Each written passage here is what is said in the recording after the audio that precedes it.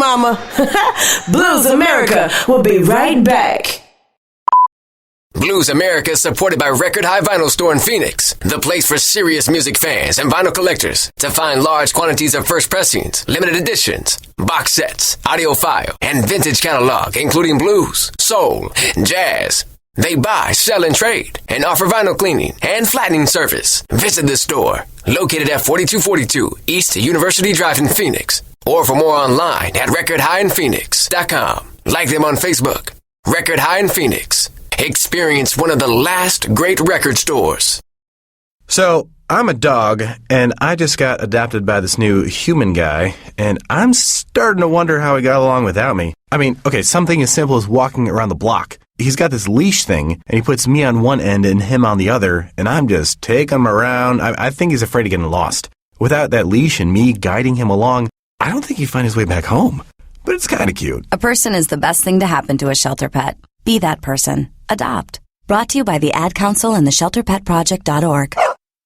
Blues America is supported by the Rhythm Room. The world famous and historical Rhythm Room Concert Club is Arizona's premier blues hotspot, hosting nightly live music. Located at 1019 East Indian School Road in Phoenix and online at www.rhythmroom.com. Damn right we got the blues. Blues America, right now.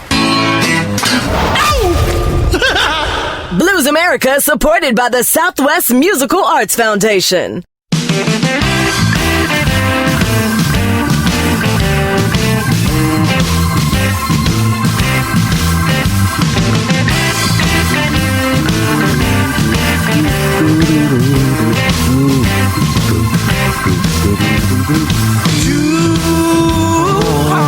Hiya!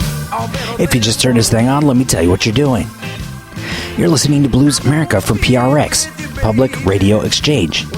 I'm your host, Drew Verbis, and I'm hanging out at the Chico Chisholm Memorial Studio in Phoenix, live with today's special guest.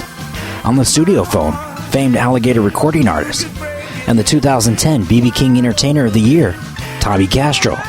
If you missed anything, head to the website, bluesamerica.com, and press rewind on the streaming audio feed.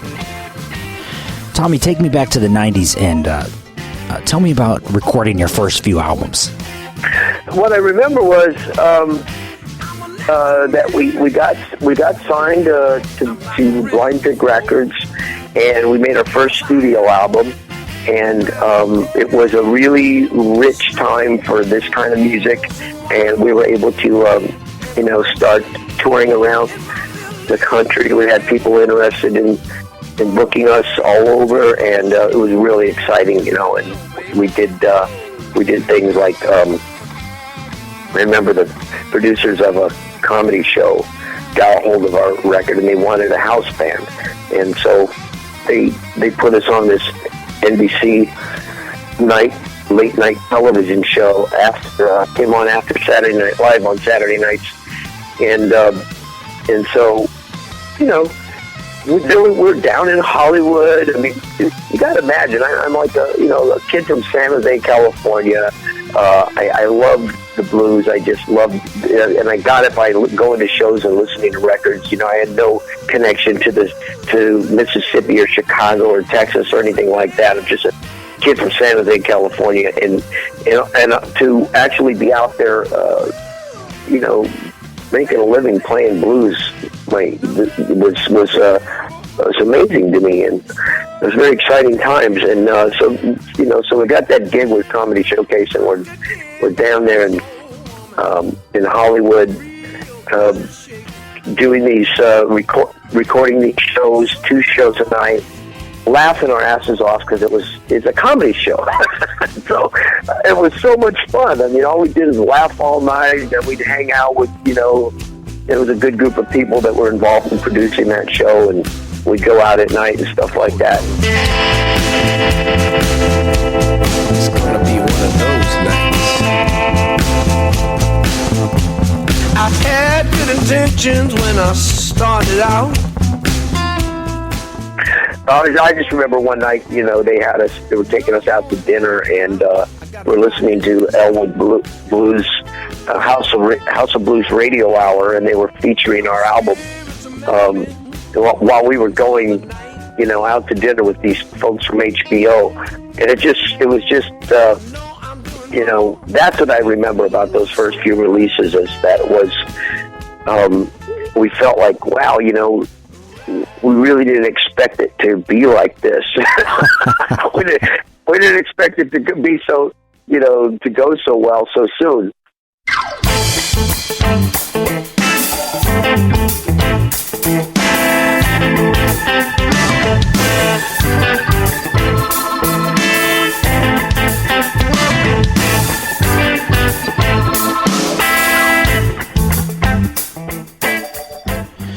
So what was it like to perform on TV? Is it anything comparable to performing gigs? Oh, it's just you're there for the to provide a certain to fill a need, for a show like that. And it's nothing like performing. We weren't even doing complete songs. We're just doing a few seconds of songs. And then you'd have a producer in your ear yelling at you to start and stop. And they wanted you to start now, and they wanted you to stop now. That was the other little thing that's way different. You didn't have 4 beats to get into a song. We cut it down to two clicks. You wouldn't go 1, 2, 3, 4. You'd go 1, 2, boom, and you're in. Because 4 beats was too long. They were like, that's too long. When I say start, I mean start now. Okay, we had to figure those kinds of things out. To save the planet's gonna cost a lot.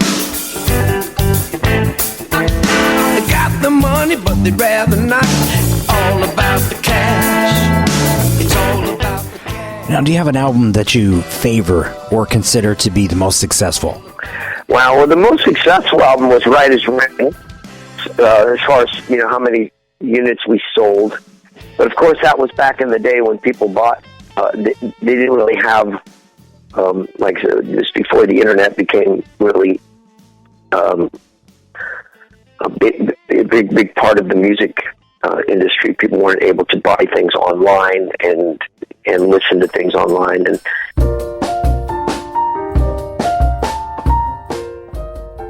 And I'm okay with all that stuff. I mean, time marches on, and technology comes into play, and it has some advantages for us, and it has some disadvantages for us, and I just roll with it. There's no point in trying to hold things back. It doesn't do you any good. It's just frustrating. If you want things to be like it used to be, you're not going to be happy, because that's not going to be. That's not the way it is. And so I go with it. But so back in those days, you had to buy CDs if you wanted music, and or it was. And that was our probably most successful record. I don't think it's my favorite record. I have a hard time picking a favorite record, because, like I said, I've been trying to do something a little different each time out.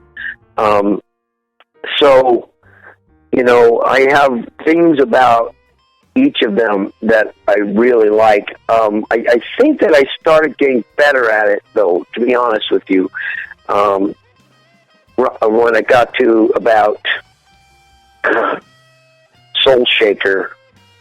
I think Soul Shaker, maybe even Guilty of Love, because I really started to get to work with some good songwriters. I started collaborating with good songwriters, and I think I learned more about creating good songs and performing good songs, and that, which is the most important thing of any record. Just a little more experience by then. I had got to work with some people that were really, really good at what they do, and I think it helped me to make some better records. But from the time, by the time we got to Soul Shaker, I think started kicked up a notch. Well, had a lot of fun, baby. There was nothing that we didn't do.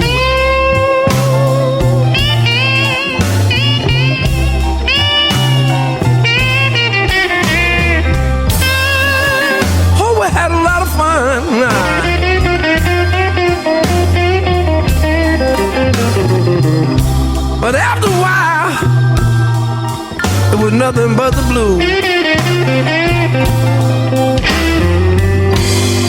That's why I call that a lose-lose.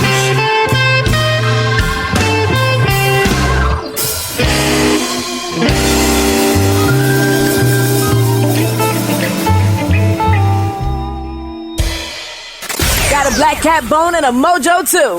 It's Blues America.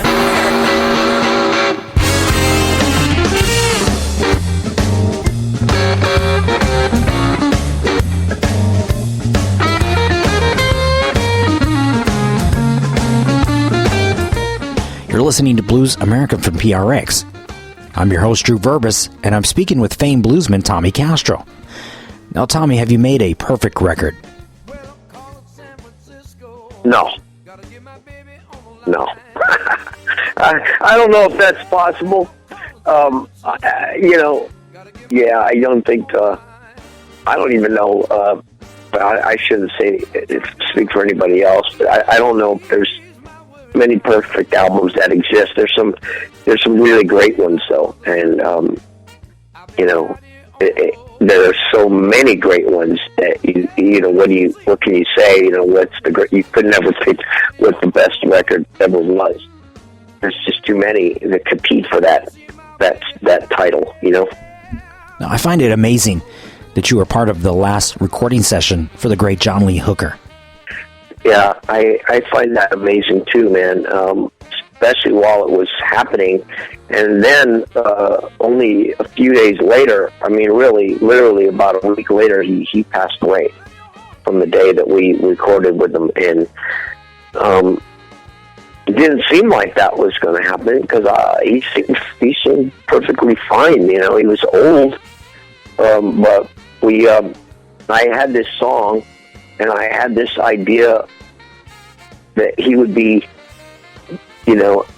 singing on it with me, and that was my dream. And I asked, and I was able to get through channels, him and I were with the same booking agency, so I was able. That means the people who book our shows.